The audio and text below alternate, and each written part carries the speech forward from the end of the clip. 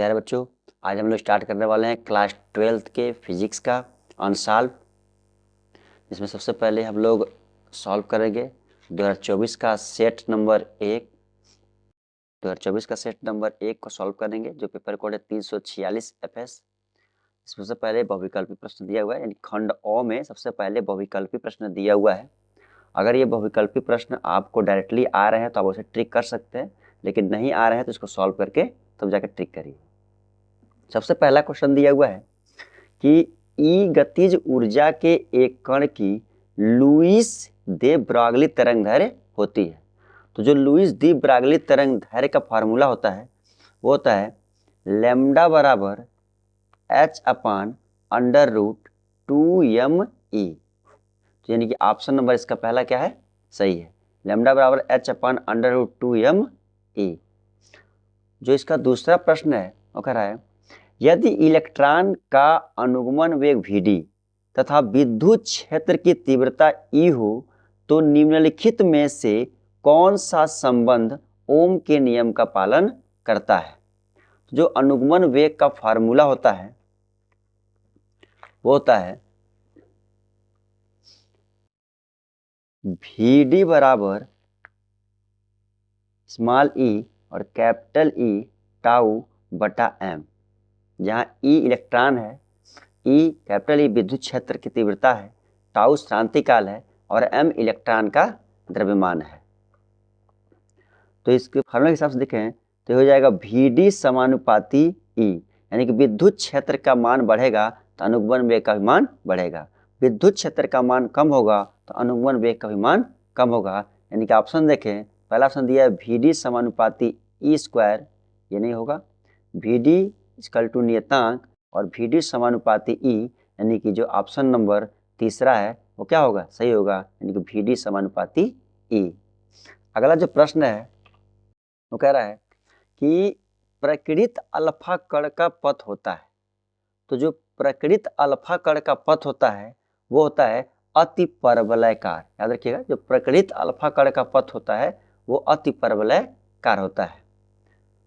अगला जो प्रश्न है घ दिया है उत्तल लेंस की फोकस दूरी अधिकतम होती है। तो जो फोकस दूरी होती है, फोकस दूरी समानुपाती होती है तरंगदैर्घ्य यानी कि लैम्डा की। एफ को बोलते हैं फोकस दूरी, लैम्डा को बोलते हैं तरंग। फोकस दूरी समानुपाती होती है तरंगदैर्घ्य की, यानी कि तरंगदैर्घ्य का मान बढ़ेगा तो फोकस दूरी का मान बढ़ेगा। और लाल रंग प्रकाश के लिए तरंगदैर्घ्य का मान अधिकतम होता है, यानी कि लाल रंग प्रकाश के लिए फोकस दूरी क्या होगी, अधिकतम होगी, यानी इसका ऑप्शन नंबर 30 क्या है, सही है। बात करें अगर अगले प्रश्न की, तो जो अगला प्रश्न है वो दिया हुआ है कि यदि प्रत्यावर्ती धारा परिपथ में केवल संधारित्र हो तो परिपथ में व्यय शक्ति होगी। ऑप्शन दिया पहला P बराबर -1, P बराबर 0, P बराबर +1, इनमें से कोई नहीं। आइए इसको सॉल्व करके देखते हैं। तो जो औसत शक्ति का फार्मूला होता है, व्यय औसत शक्ति का फार्मूला जो होता है, व्यय औसत शक्ति होता है P बराबर VRMS गुणे IRMS cos phi। और केवल संधारित्र के लिए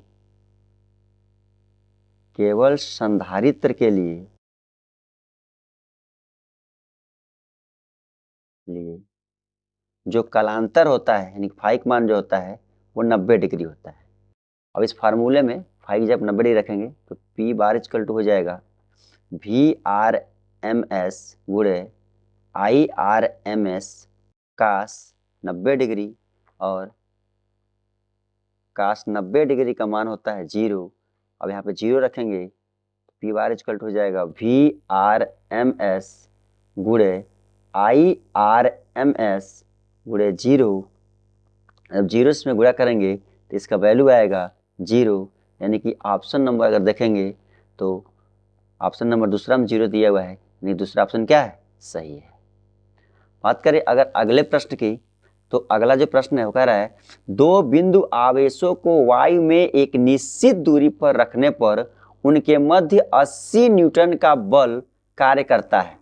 जब इन्हीं आवेशों को एक परावैद्युतांक माध्यम में इतनी ही दूरी पर रखा जाता है तो इन पर 8 न्यूटन का बल कार्य करता है। माध्यम का परावैद्युतांक होगा। आइए इसको सॉल्व करके देखते हैं।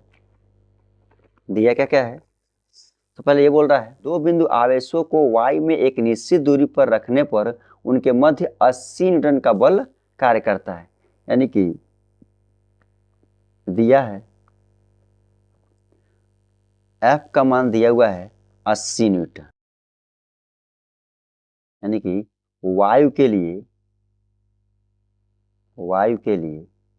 F का मान दिया हुआ है 80 न्यूटन। बोल रहा है जब इन्हीं आवेशों को एक परावैद्युतांक माध्यम में इतनी ही दूरी पर रखा जाता है तो इन पर 8 न्यूटन का बल कार्य करता है। परावैद्युतांक माध्यम के लिए, परावैद्युतांक माध्यम के लिए, माध्यम के लिए तो अगर परावैद्युतांक में देखेंगे तो Fm लिख देते हैं। तो जो Fm का मान दिया हुआ है वो होता है 8 न्यूटन, और जिसका फार्मूला होता है वो होता है Fm बराबर F बटा K, यानी कि परावैद्युतांक पूछ रहा है, यानी K का मान पूछ रहा है। तो K को इधर कर लेंगे, K इक्वल टू हो जाएगा F बटा Fm। F का मान दिया हुआ है 80 और Fm का मान है 8। 8 से काटेंगे इसको तो 8 10 में 80, यानी 10 में कट जाएगा। तो जो K का मान आएगा यानी परावैद्युतांक का जो मान आएगा वो आएगा 10, यानी कि ऑप्शन नंबर देखें तो पहला K बराबर -10 है, दूसरा K बराबर 10 है, यानी कि दूसरा ऑप्शन क्या है, सही है। दूसरा जो खंड है वो खंड ब का जो प्रश्न नंबर दूसरा है, दूसरे का क है, आइए उसको सॉल्व करते हैं। लेंस की वायु में फोकस दूरी एवं लेंस को द्रव में डुबोने पर उसकी फोकस दूरी का अनुपात ज्ञात कीजिए। आइए इसको सॉल्व करते हैं। सबसे पहले दिया क्या हुआ है, तो लेंस की वायु में फोकस दूरी लिखते हैं, यानी कि दूसरे का क। आइए इसको सॉल्व करते हैं। लेंस की वायु में फोकस दूरी, तो जो लेंस की वायु में फोकस दूरी दिया हुआ है उसको मान लेते हैं 1/f बराबर n-1 1/r1 माइनस 1/r2। बोल रहा है लेंस को द्रव में डुबोने पर उसकी फोकस दूरी, लिखेंगे लेंस को द्रव में डुबोने पर फोकस दूरी, तुम्हारा समीकरण नंबर 1 ये हो जाएगा F डैश, और दिया है लेंस को द्रव में डुबोने फोकस दूरी, तो इसका जो अपवर्तनांक होगा वो वायु के सापेक्ष हो जाएगा, तो यानी कि n, और इस द्रव को मान लेते हैं अपवर्तनांक को n डैश माइनस 1, ये हो जाएगा 1/r1 माइनस 1/r2। इसको मान लेते हैं समीकरण नंबर 2। अब इन दोनों का अनुपात पूछा है, क्या करते हैं,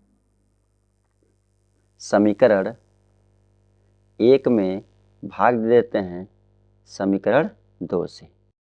जब समीकरण 1 में 2 से भाग देंगे तो हो जाएगा 1/f बटा 1/f डैश, ये हो जाएगा n-1 1/r1 माइनस 1/r2। इसके बटे में हो जाएगा n/n डैश माइनस 1, हो जाएगा 1/r1 माइनस 1/r2। ये 1/r1 - 1/r2 से ये कट जाएगा और ये पलटेगा तो ऊपर चला जाएगा, तो ये हो जाएगा f'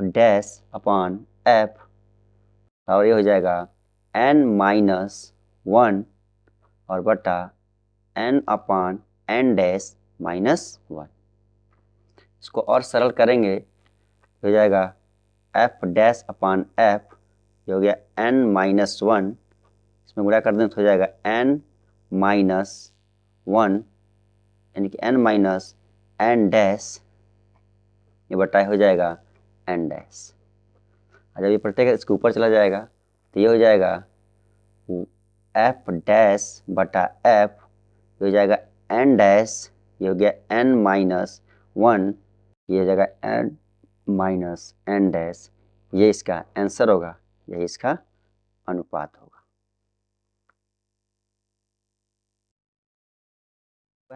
हाइड्रोजन परमाणु में इलेक्ट्रॉन की मूल ऊर्जा स्तर में आयनन विभव कितना होता है? तो हाइड्रोजन परमाणु में इलेक्ट्रॉन की ऊर्जा स्तर आयनन विभव जो होता है वो होता है 13.6 वोल्ट। याद रखिएगा, हाइड्रोजन परमाणु में इलेक्ट्रॉन की ऊर्जा स्तर आयनन विभव 13.6 वोल्ट होता है। इसको नोट कर सकते हैं कि हाइड्रोजन परमाणु में इलेक्ट्रॉन की ऊर्जा स्तर आयनन विभव होता है वो 13.6 वोल्ट होता है। विद्युत चालकता की परिभाषा एवं बीमी सूत्र लिखिए। तो विद्युत चालकता की जो परिभाषा होती है होता है विद्युत प्रतिरोध के व्युत्क्रम को हम विद्युत चालकता कहते हैं, और विद्युत चालकता क्या होता है? प्रतिरोध का उल्टा होता है। आइए इसको नोट करते हैं। ये है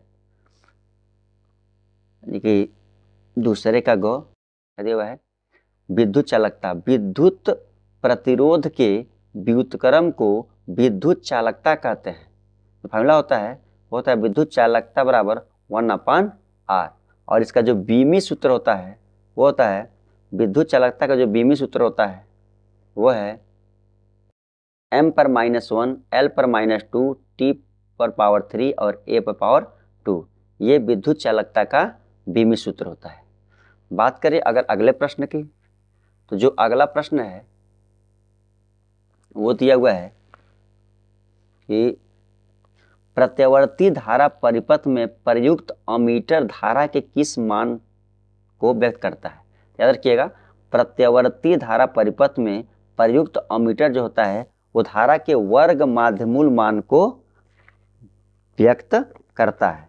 यानी प्रत्यावर्ती धारा परिपथ में जो अमीटर होता है वो धारा के वर्ग माध्यमूल मान को व्यक्त करता है। इसको नोट कर सकते हैं कि प्रत्यावर्ती धारा परिपथ में प्रयुक्त अमीटर धारा के वर्ग माध्यमूल मान को व्यक्त करता है। बात करें अगर अगले प्रश्न की, तो जो अगला प्रश्न है वो दिया हुआ है होल पर कितना आवेश होता है? पीएन संधि डायोड का परिपथ संकेत बनाइए।